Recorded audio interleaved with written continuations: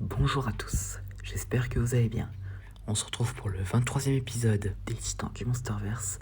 Aujourd'hui, je vais vous parler des Sirenjo, également connus sous le nom de Gigantus crocodiliade. Les Sirenjo sont probablement nommés d'après les sirènes de la mythologie grecque, qui sont des créatures qui attirent les marins à leur mort par la musique et le chant. Le Sirenjo est similaire dans cette méthode basée sur la façon dont il trompe les proies en leur faisant croire que son dos est une île sur laquelle marcher avant de leur tendre une embuscade. Donc les Sirenjo sont des créatures crocodiliennes massives avec de petits yeux oranges, 4 membres griffus et palmés, de longues queues et de grandes mâchoires remplies de dents acérées comme des rasoirs. Plus particulièrement, le dos de ces monstres est couvert d'arbres à feuilles caduques et de rochers, ce qui donne aux Sirenjo l'apparence d'une île lorsqu'elles sont immergées dans l'eau. Les parties d'un Sirenjo qui ne sont pas couvertes de croissance végétale révèlent que les créatures ont une peau épaisse et crocodilienne couverte d'ostéoderme.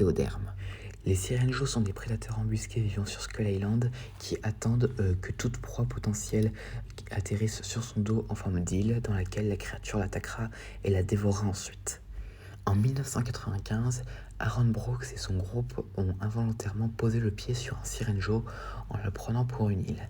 La bête a attaqué le groupe mais a été effrayée quand elle a entendu le rugissement de Kong.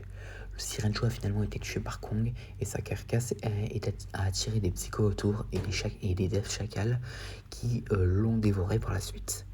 Et environ 29 ans plus tard, certains des parents de Gia ont été dévorés par un Sirenjo lorsqu'ils ont tenté de trouver un abri contre les tempêtes de Skull Island. On ignore si les Sirenjo ont survécu à la tempête de Ghidorah ou s'ils ont été tués. Mais nous verrons s'ils réapparaîtront dans la série de Skull Island du Monsterverse, soit dans Fils de Kong. Donc, ce qui montrerait que certains d'entre eux ont vécu dans la Terre creuse. Mais bon, donc maintenant passons aux capacités.